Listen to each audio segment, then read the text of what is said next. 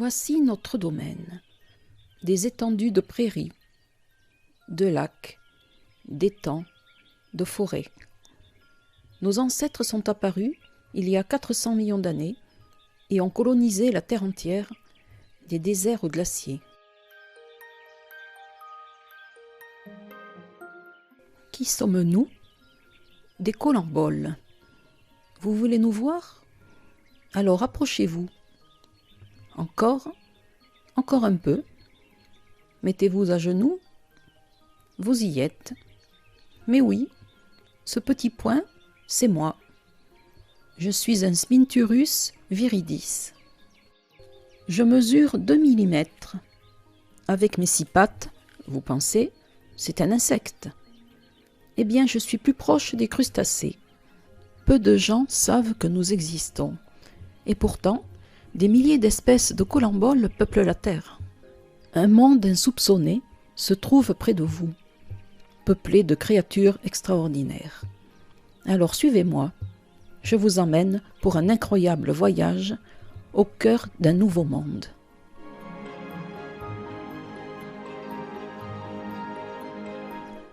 Regardez ce colambole, il est vraiment différent de moi.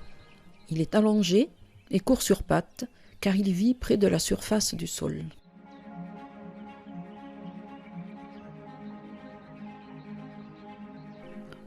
Nous avons de nombreux ennemis, comme cette araignée sauteuse ou ce pseudo-scorpion qui ne mesure que quelques millimètres.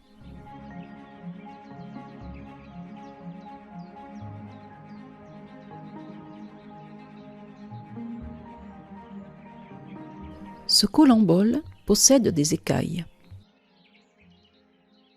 Celui-ci, de longs poils. Cet autre a de petits yeux, car il vit dans l'obscurité en compagnie des fourmis. Ceux-là sont aveugles et vivent principalement sous terre.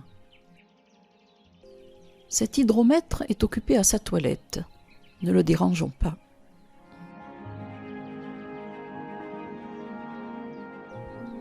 Un mâle de Stenacidia violacea se déplace sur le sol sablonneux, tandis qu'une femelle se nourrit sur une feuille morte. Ici, un couple s'est formé. Le mâle, plus petit, possède des crochets sur ses antennes qui lui permettent de se fixer aux antennes de la femelle.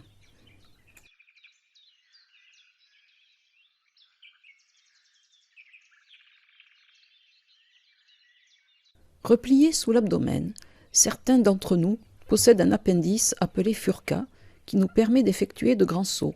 Cela nous est très utile pour nous déplacer rapidement, mais surtout pour échapper à un prédateur. Attention!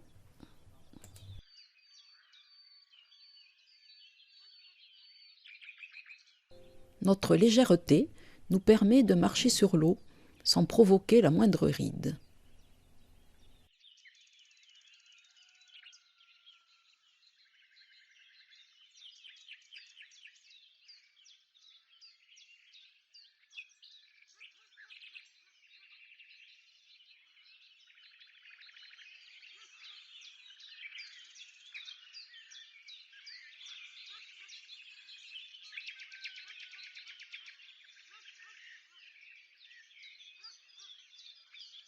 Lorsque nous nous déplaçons d'une fleur à l'autre, nous participons à la dissémination du pollen. Ces deux colamboles se nourrissent sur une fleur de fraise des bois.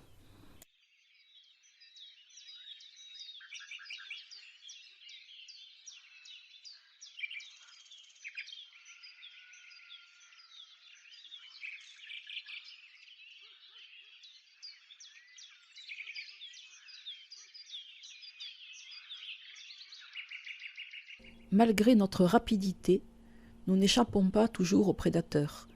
Cet isotomidé s'est fait harponner par un acarien.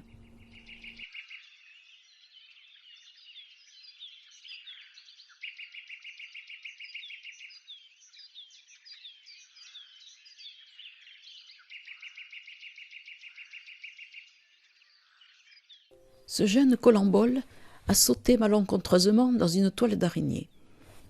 Heureusement, cette dernière est occupée à consolider sa toile.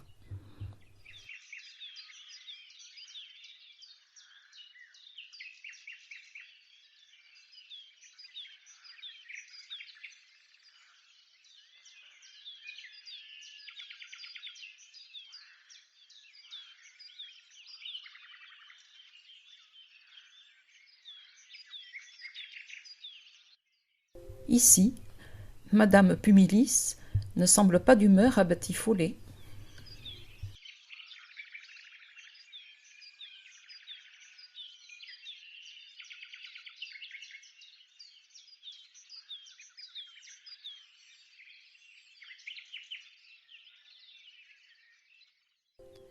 Attention, danger.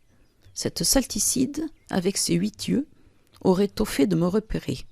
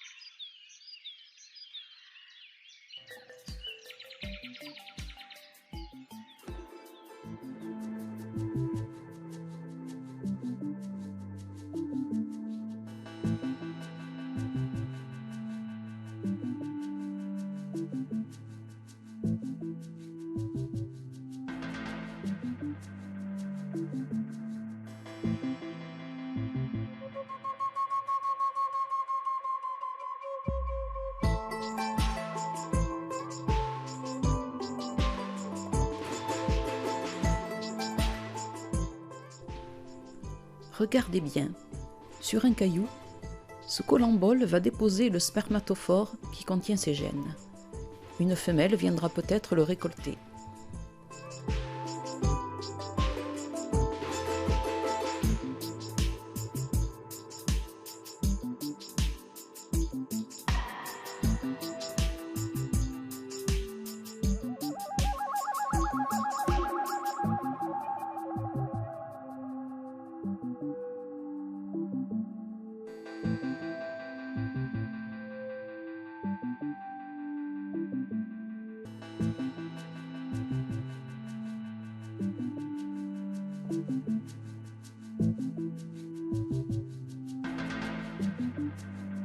Ce petit colambole rayé se nourrit de grains de pollen récoltés sur un liseron.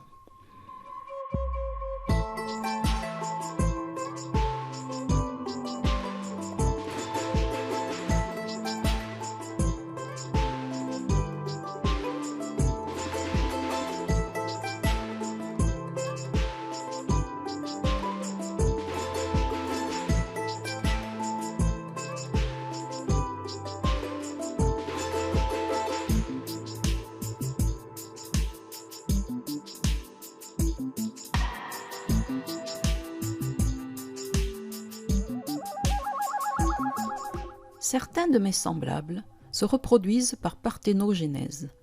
La femelle peut produire d'autres femelles sans intervention du mâle.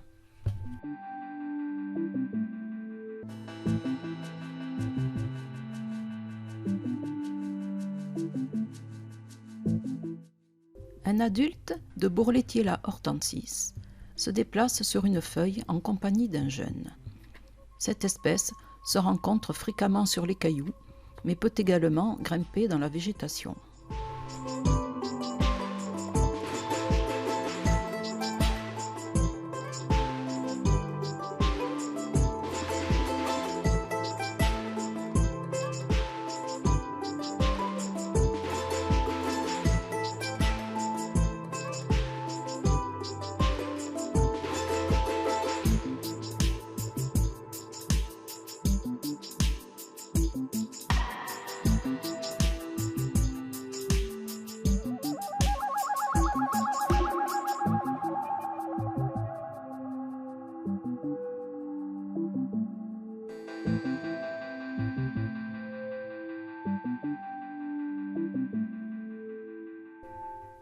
Notre alimentation est variée. Mycélium, algues, pollen, insectes morts ou même jambon laissé par les pique-niqueurs.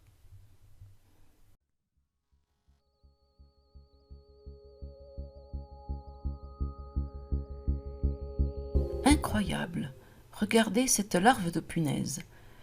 Elle a l'apparence d'un chardon. Elle se déplace par saccades pour simuler un végétal agité par le vent.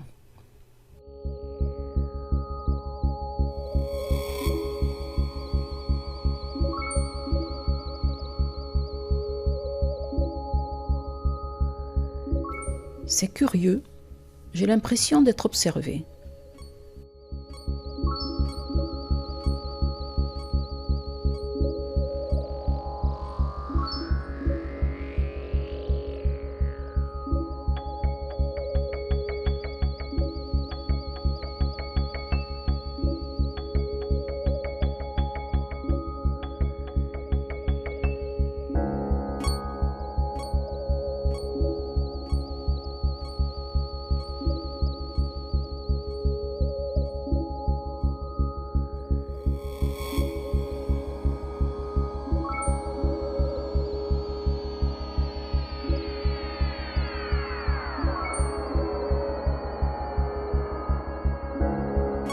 Les colamboles qui possèdent des écailles sont parmi les plus résistants aux baisses de température.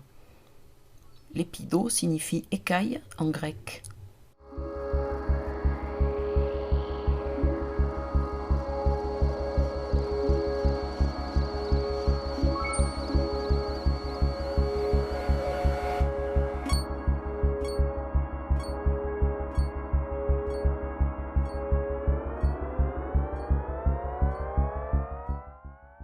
C'est amusant de faire la course avec un escargot. On est toujours sûr de gagner.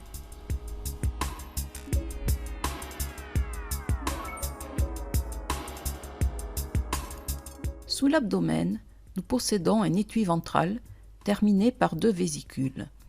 Ces tubes transparents sont employés entre autres, comme ici, au cours de la toilette.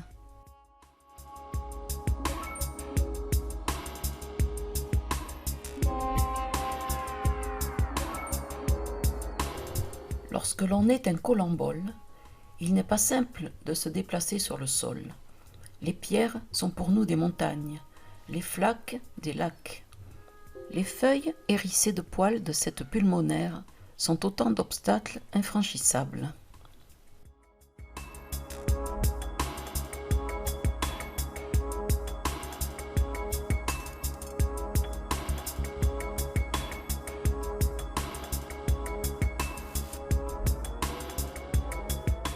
Nous avons vu tout à l'heure que nous servions de repas aux araignées, aux acariens et aux pseudoscorpions, mais nous faisons également le régal des batraciens, des oiseaux et des lézards.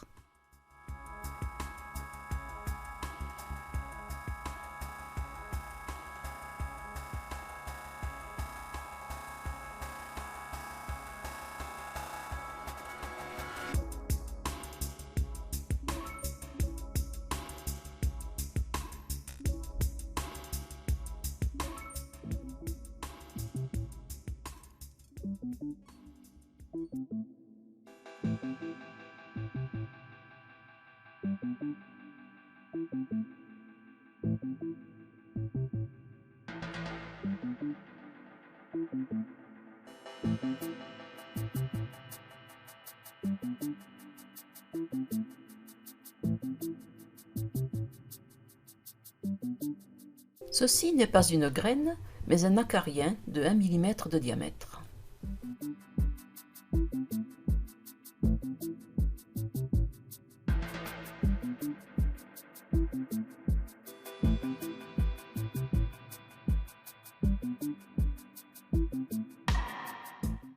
Un groupe de Balistura a découvert une source de nourriture intéressante.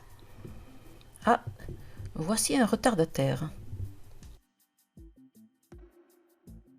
Ce minuscule colambole, aveugle et dépourvu de pigmentation, est un cavernicole qui mesure moins de 2 mm. Contrairement à moi, il déteste se chauffer au soleil.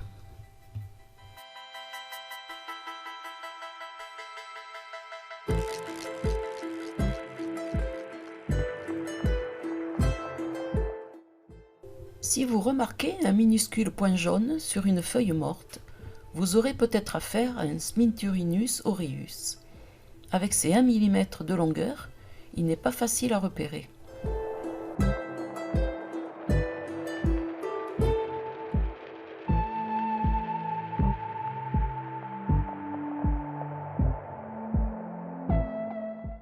Abdomen à la verticale, cette araignée lance la soie qui lui permettra de changer de lieu.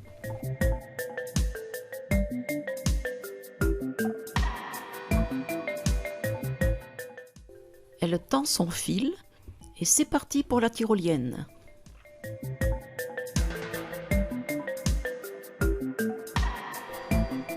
Nous participons à la décomposition de la matière organique, au recyclage du carbone et contribuons à la fertilisation du sol grâce à nos excréments qui sont petits mais nombreux.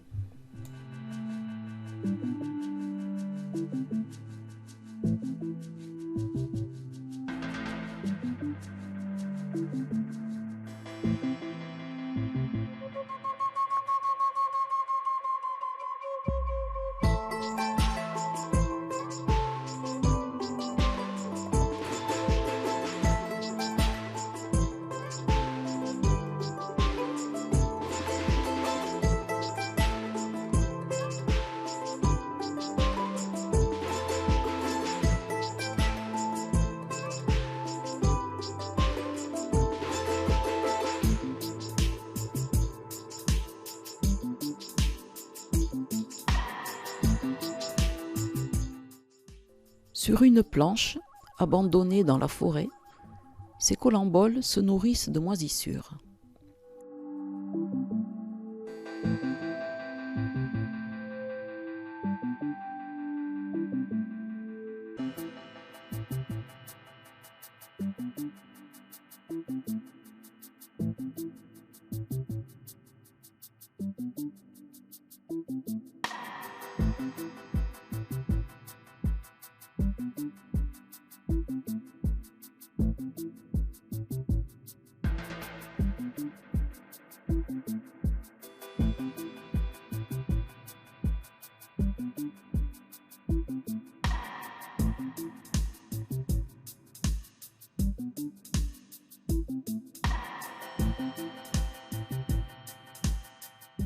Cette larve gélatineuse et rondouillette se transformera en une mouche gracile.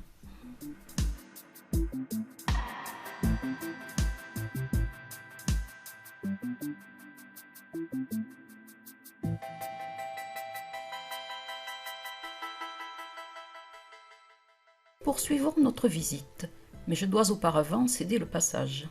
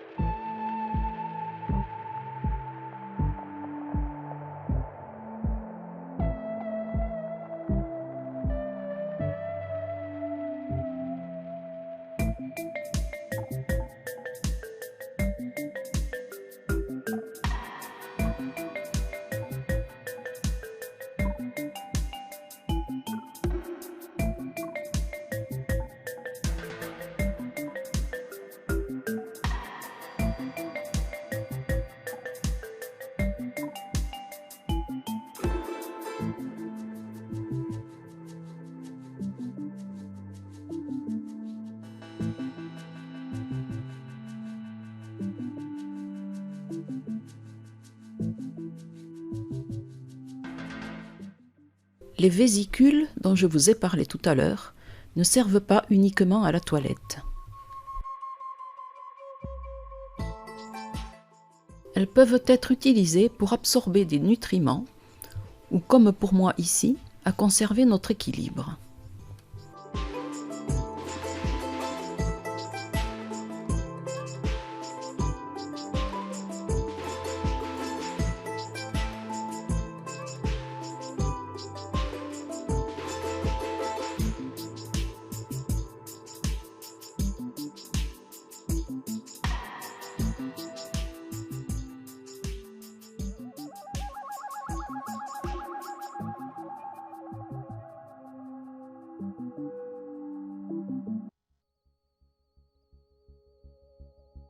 Maintenant, approchons-nous de l'eau. Nous autres colamboles avons besoin d'humidité pour survivre. Mais certaines familles sont particulièrement liées au milieu aquatique. Les Smuntirides aquaticus sont capables de sauter sur l'eau et d'y passer de longs moments sans se noyer.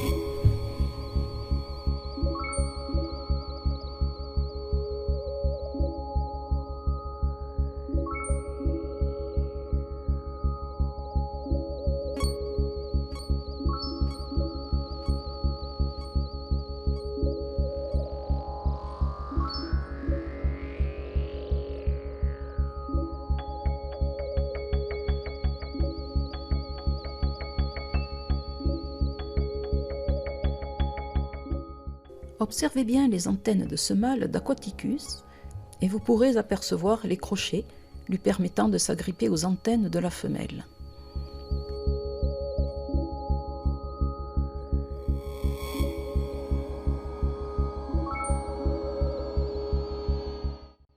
Ce petit mâle tente justement de s'accrocher aux antennes d'une femelle occupée à sa toilette.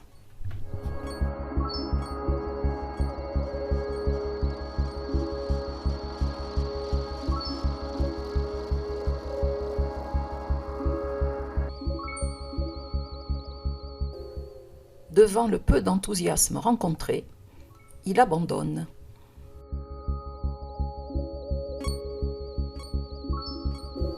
Après l'accouplement, la femelle Aquaticus déposera ses œufs sur le substrat humide. Les jeunes effectueront 4 ou 5 mues pour atteindre l'âge adulte.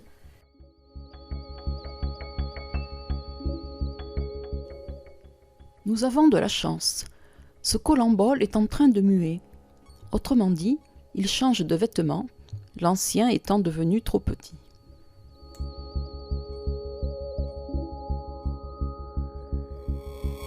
Les antennes sont des organes sensoriels qui nous permettent de capter les vibrations de l'air, les signaux chimiques et de reconnaître des congénères. C'est la raison pour laquelle nous les entretenons régulièrement.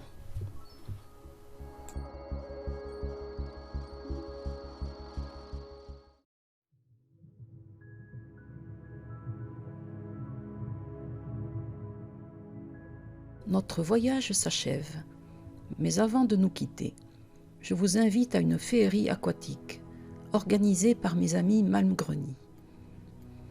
Faites comme moi, installez-vous confortablement et profitez du spectacle.